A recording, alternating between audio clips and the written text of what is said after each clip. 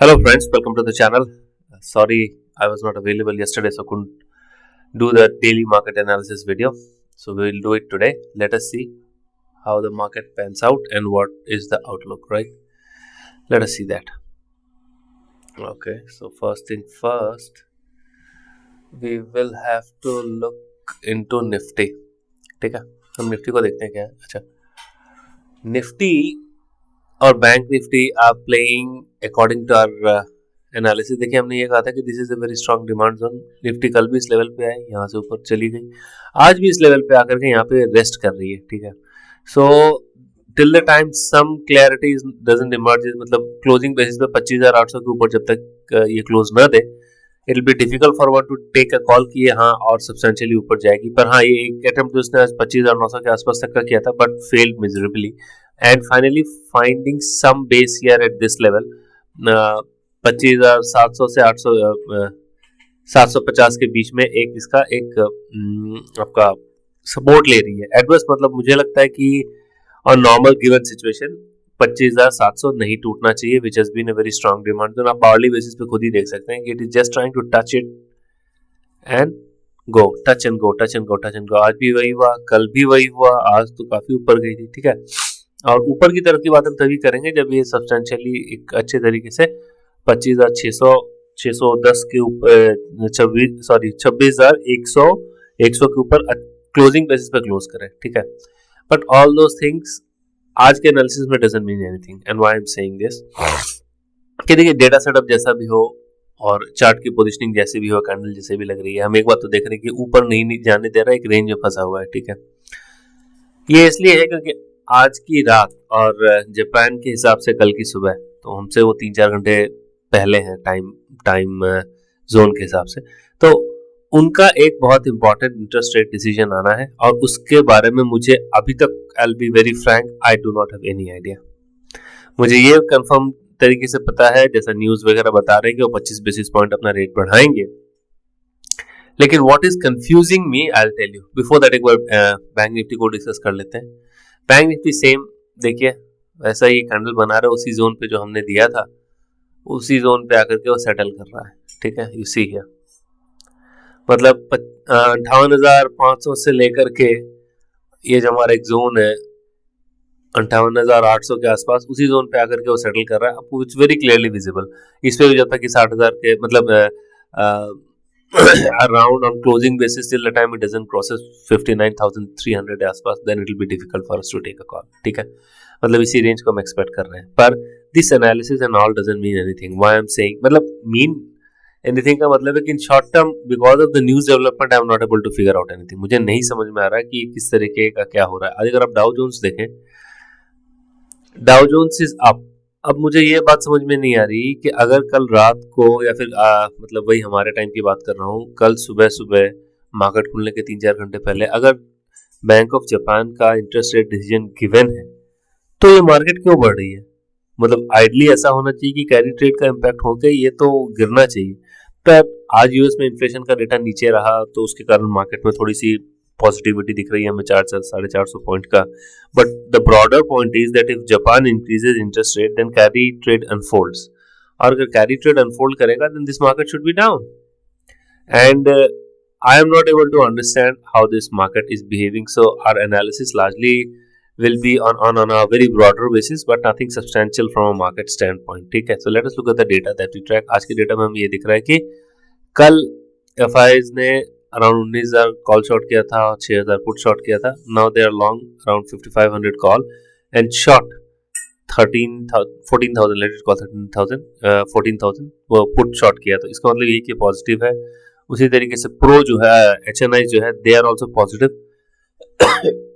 And the reason is के कल उन्होंने 9,500 के आसपास कॉल लॉन्ग किया था, 70,000 सब्सटेंशियल इंक्रीज, और 38,000 के पास उन्होंने पुट लॉन्ग किया था, आज वो 40 घट के रह गया. ठीक है, so this is also positive. Now negative में अगर आप देखें तो रिटेल ने दोनों काम किया है, कॉल भी बेचा है, पुट भी लॉन्ग किया. So this is on the other hand from market stand point negative. अगर हम आज के मूवमेंट को हटा दें तो ओवरऑल आप देखेंगे कि आपका FIIs और HNIs are hugely short on market. 41,000 call बेचा है FIIs ने और अब अराउंड पुट जो है वो 2,07,000 के आसपास इनका पुट लॉन्ग है, so this is absolutely negative. Same is the case with HNI. 50,000 के आसपास इनकी कॉल शॉर्ट है और 1.25 लाख के आसपास 1.24 लाख कॉन्ट्रैक्ट इनकी पुट लॉन्ग है, तो ये तो आउट एंड आउट नेगेटिव है। और सेम रिवर्स है, रिटेल का उन्होंने 4 लाख के आसपास पुट शॉर्ट किया है और 86,000 के आसपास कॉल लॉन्ग किया है। तो नेट में FI and HNI are short, retail is positive. और आज के चेंज को अगर हम देखें तो ये चेंज पॉजिटिव है, ठीक है। एफआई ने अपने फ्यूचर में कोई चेंज नहीं किया है, डीआई ने भी नथिंग मच, एचएनआई लॉन्ग है, रिटेल ने अपने थोड़ी सी पोजीशन थोड़ा सा कम किया, nothing much, nothing substantial. Cash में एफआई ने थोड़ी बाइंग की है और इंडेक्स में शॉर्टिंग है। निफ्टी देख लीजिए, आपको यहाँ दिख रहा है कि करीबन 550 करोड़ के आसपास इन्होंने इनका निफ्टी शॉर्ट है और बैंक निफ्टी वही 400 के आसपास बैंक निफ्टी लॉन्ग है। कैश की अगर हम बात करें तो वी हैव ऑलरेडी सेड कि उन्होंने कैश खरीदा है। अब मतलब it is very difficult, it's is absolutely abundantly difficult for one to figure out. अगर मैं ये देखता हूँ,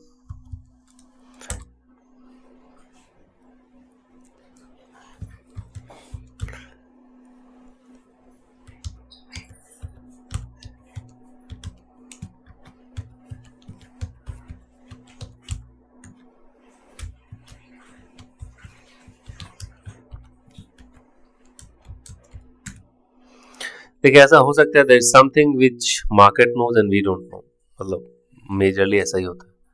अगर आप यहाँ पे देखें तो स्ट्रांगली कॉल राइटिंग आपकी हुई है, कॉल राइटिंग आपका 25,900 तक में बहुत स्ट्रॉन्ग कॉल राइटिंग है। पुट राइटिंग आपकी हुई है 25,500, 25,600 और 25,700 पे भी कुछ एक पुट राइटिंग यहाँ पे हुई है। तो ओवरऑल 25,600 से लेकर के 25,900 तक का रेंज है निफ्टी का, ऐसा देख के ये लग रहा है।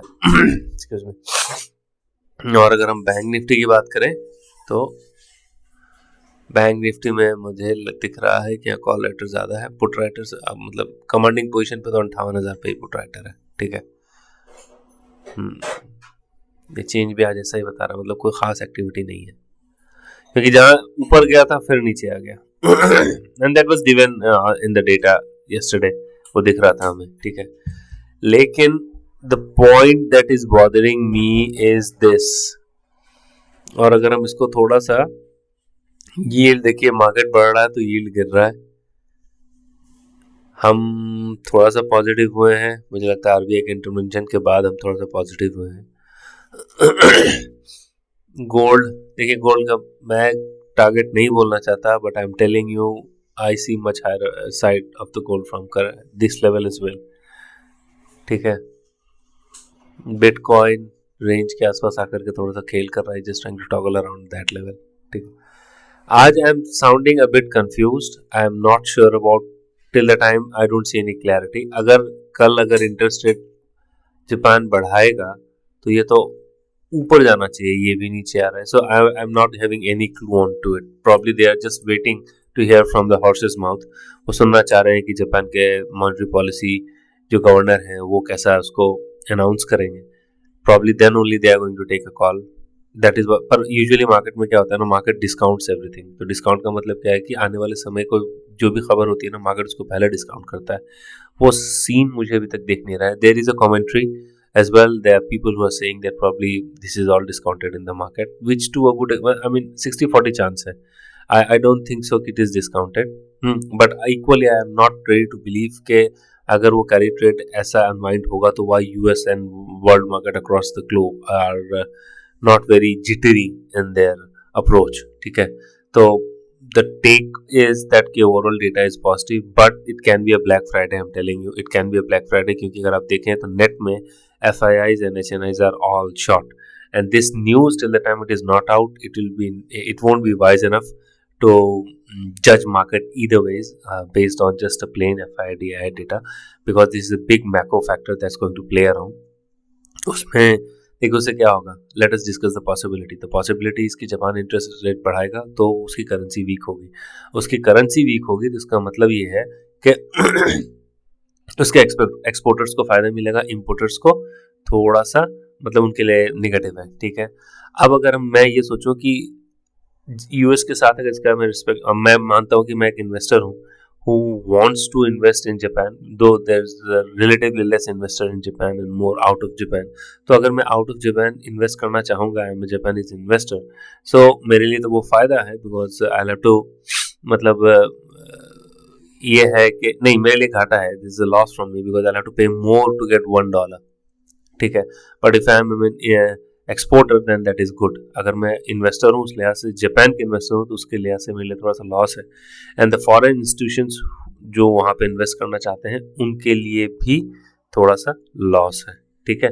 तो इस लिहाज से अगर मैं इन्वेस्टमेंट पॉइंट ऑफ व्यू से देखूँ तो जापान की market should be heavily down. पर आज ऐसा, अगर मैं, let me just open this, ये जो मैं ग्लोबल मार्केट जो ट्रैक करता हूँ, I am just trying to show here. Okay यार, अलाउ दिस टू मैन. अगर मैं निके देखूँ तो वो 1% डाउन है, ठीक है. वो I don't know what is the play out there, but Dow Jones and everything is something which is bothering me. ये अब ऊपर है. अगर मैं गिफ्ट निफ्टी को देखूँ तो अराउंड वो भी 100 पॉइंट ऊपर है, ठीक है. So I am bit confused here. I till the time I don't see that news playing out pretty clearly, तब तक मैं इस पे कोई कॉल लेना नहीं चाहूँगा. क्योंकि देखिए, अब अगर मार्केट ने पहले डिस्काउंट करके रखा है, then market will react neutral to positive. 130 point अगर गिफ्ट निफ्टी ऊपर है, मतलब व्हाट डू आई से, ये तो आपका गिफ्ट निफ्टी 26,000 दिखा रहा है, ठीक है. That is difficult. अभी तो 26,000 नहीं होगा. पर हाँ, अगर ऐसा कुछ न्यूज है तो मार्केट शुड रिएक्ट सेंसिटिव होना चाहिए. वो नहीं हो रहा है, तो I am not sure about it. Till the time that overall data structure and setup seems positive based on data, ठीक है. But there is a big event risk, so we can only take a call once the event is over. That is all from my side. See you tomorrow. Take care. Bye. Thank you.